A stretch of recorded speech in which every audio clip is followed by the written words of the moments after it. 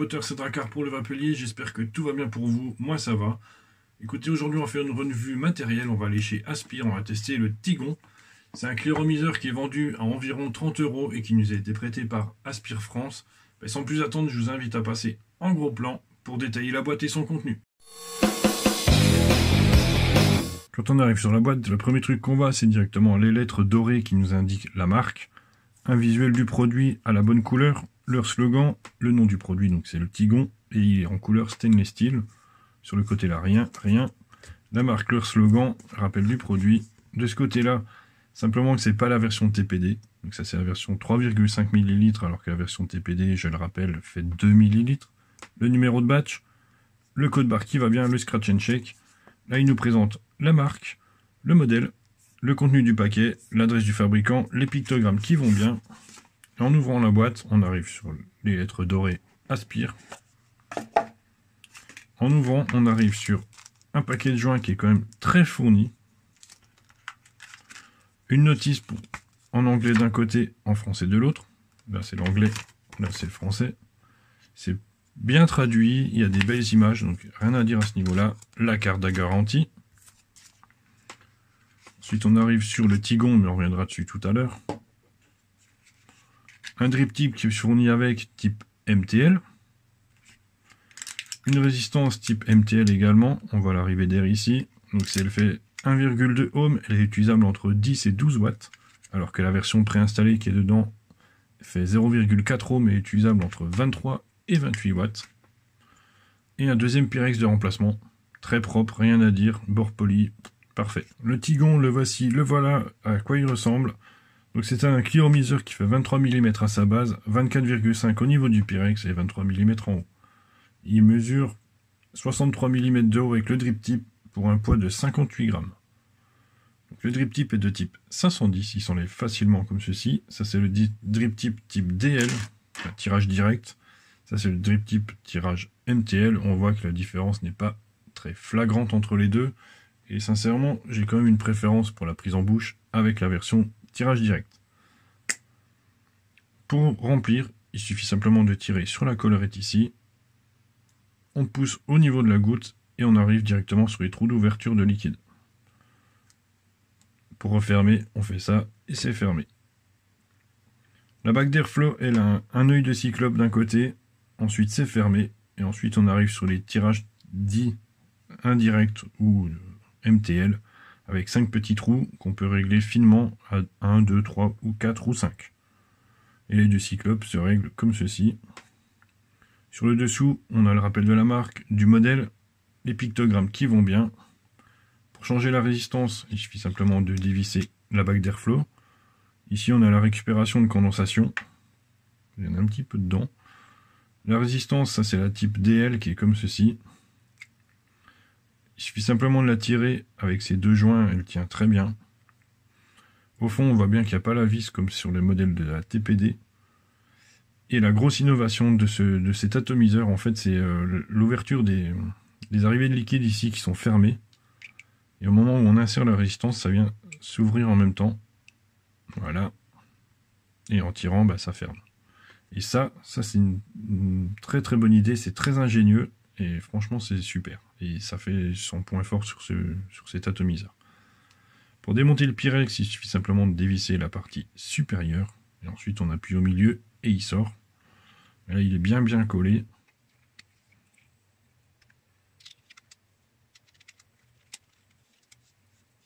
Donc quand j'ai reçu mon Tigon, moi j'ai reçu également un petit drip tip comme ceci en PMMA qui m'a l'air fort sympathique en bouche. On le testera ensemble tout à l'heure. Mais écoutez, on va repasser en plan large et on va voir comment ça va. Alors pour commencer le test, je vais d'abord commencer par la résistance dite MTL à 1,2 ohm avec le drip tip que m'a fourni Aspire. Donc, il va bien, c'est joli, la prise en bouche est agréable. Donc là, je vais utiliser 5 trous d'airflow et 10 watts.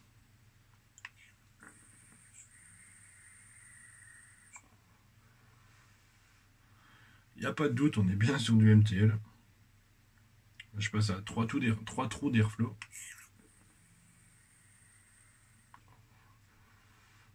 Là, c'est vraiment très serré. On va passer à un seul trou.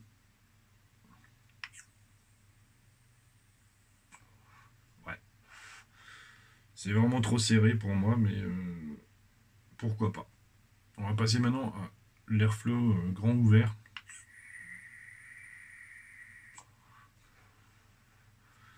Alors ça marche bien quand même, on a quand même plus d'air qu'avec 5 petits trous. C'est quand même pas mal.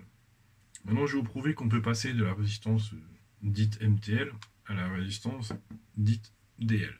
Donc on va simplement dévisser ensemble la bague d'Airflow. Donc on peut voir qu'il y a du liquide dans mon tank, il n'y a pas de problème. On enlève la résistance, hop. Ça coule pas. Hein. On met l'autre à la place. On met son Airflow. Et voilà.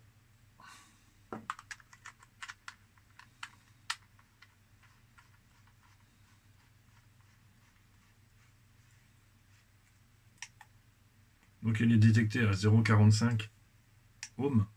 Donc je vais descendre à 23 watts. 23 watts.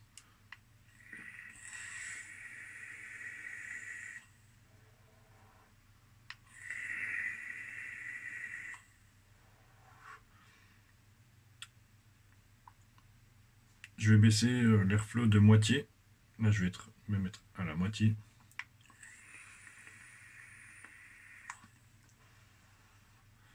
Ouais, c'est chaud quand même. On va passer à 26 watts. Je rouvre l'Airflow à fond.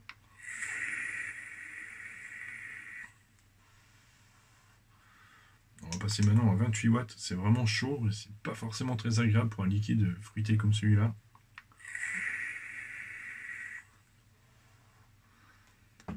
Bon. Voilà, ce qu'on en retient, ce que je peux en retenir, c'est que ça fait quand même pas mal de vapeur. Les saveurs sont bien présentes, surtout dans la mode, avec la résistance à 0,4. Ils sont plus présentes que sur la résistance MTL. Sur la résistance MTL, en fait, il y a certaines notes, certaines connotations de notre liquide qui est un peu atténuée. Et donc, du coup, on n'a pas l'impression de vaper le même liquide. Ceci dit, avec la DL, ça passe quand même vraiment très bien. Après, c'est à vous de vous faire votre opinion, votre choix, à vous de tester les deux et regarder celle que vous préférez. On va passer au plus et au moins. Alors les plus, c'est la polyvalence, donc on a aussi bien un atomiseur dit MTL et un atomiseur dit DL dans la même boîte. Et ça, pour moi, c'est génial, j'aime bien. J'aime bien l'idée parce que simplement, de temps en temps, j'aime bien vaper en MTL, de temps en temps, j'aime bien vaper en DL. Donc là, ça me permet de passer de l'un à l'autre assez facilement et assez rapidement, et ça, pour le coup, c'est vraiment sympa. Le plus également, c'est pouvoir vider, enfin, faut pouvoir changer la résistance sans vider le tank, et ça, c'est vraiment très agréable, comme je vous ai montré d'ailleurs sur la vidéo, sans coupure, sans rien. Le plus également, c'est sa capacité liquide, donc je rappelle, 3,5 ml.